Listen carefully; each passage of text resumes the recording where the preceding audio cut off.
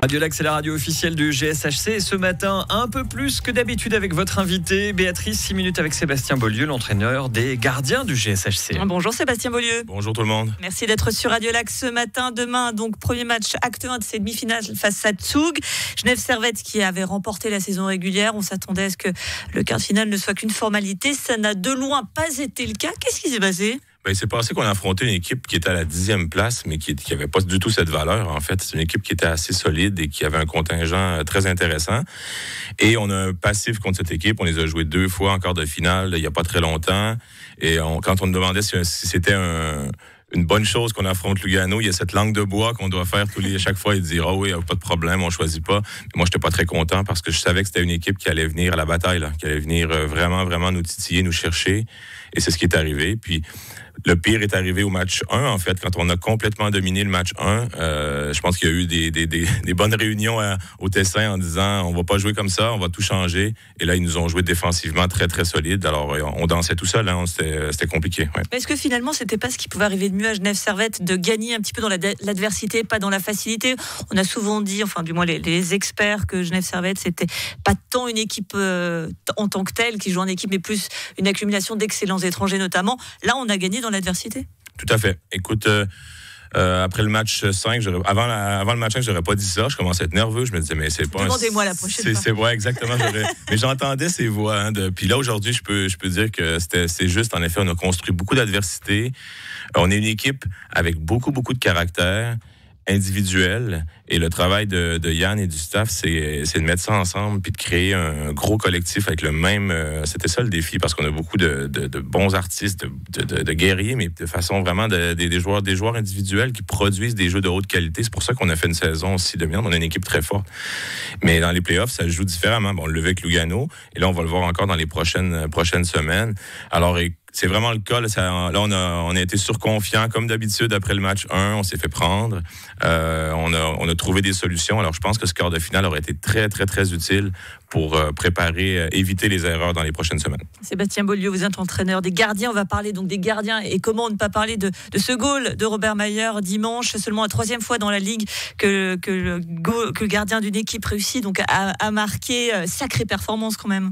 C'est sacré, c'est vraiment chouette. C'est rare dans les playoffs qu'on voit ça. Habituellement, il y a une prise de risque. Hein, quand un gardien essaie de marquer, je ne sais pas si vous avez la scène en tête, mais elle passe tout près d'un joueur de Lugano. Exactement, ça se passe un peu. Hein. Il y a Dana Richard qui a envie de l'arrêter, donc c'est assez risqué, parce que si c'est coupé, c'est presque un goal contre son camp automatique. Donc, c'est surprenant. Je pense que j'entraîne le gardien le plus malhonnête du monde, qui est un ami. Robert, et après le match, tout le monde était... Moi, je suis quelqu'un d'assez calme, donc je suis allé vers lui, puis je lui ai simplement dit depuis le temps que tu l'essayais, celui-là. Et la réponse de M. Mayer, c'est non, pas du tout. Alors, wow. Alors là, celle-là, je l'ai pas compris. Non, il essayait depuis longtemps. C'est le gardien le plus doué que ça canne en Europe, ou en Suisse, en tout cas.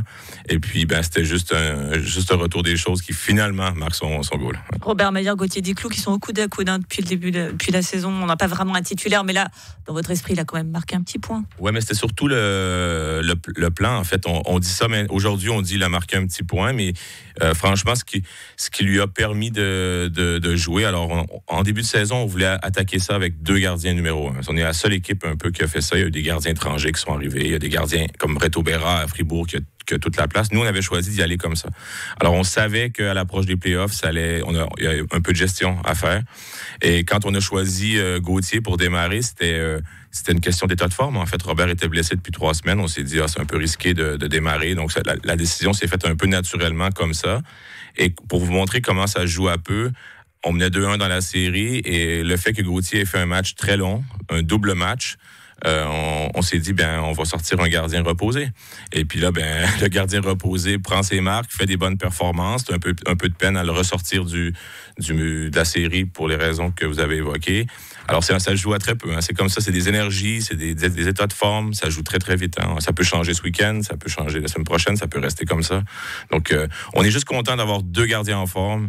Et avec cette gestion-là, elle n'est pas évidente, mais on l'a choisi, on la voulait comme ça. À Cap sur Zug, donc dès demain, Zug, double champion suisse qui, on parlait tout à l'heure de l'adversité que ne connaissait pas forcément Genève Servette, c'est le contraire, hein, de Zug, culture de la gagne.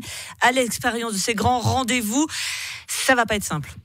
Ça va pas être simple. Moi, je fais partie des grands croyants en Zoug. À la mi-saison, ils étaient mais loin derrière, en difficulté totale.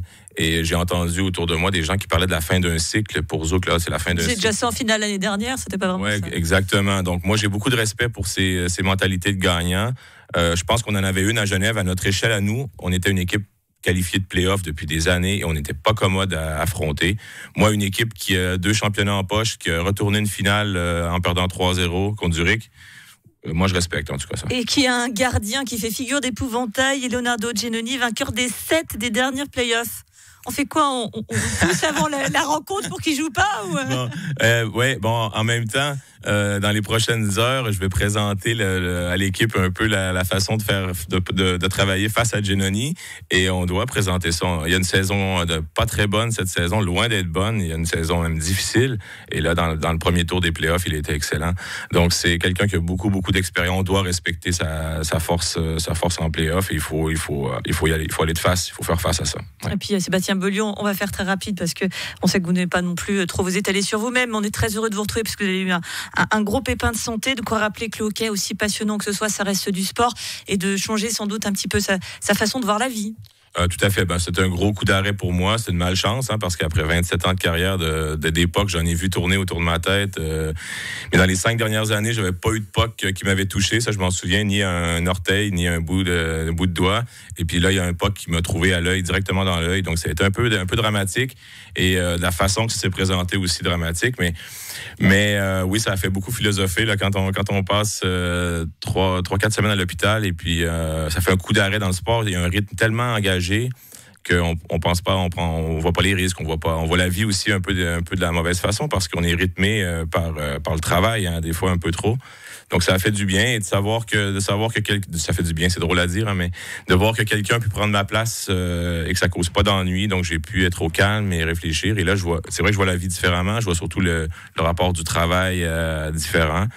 Et je pense que ça va me marquer pour la suite. Là. Merci beaucoup Sébastien Beaulieu, entraîneur des gardiens de Genève Servette Hockey Club. Acte 1, demain face à Zoug au Vernet. Venez bien évidemment extrêmement nombreux.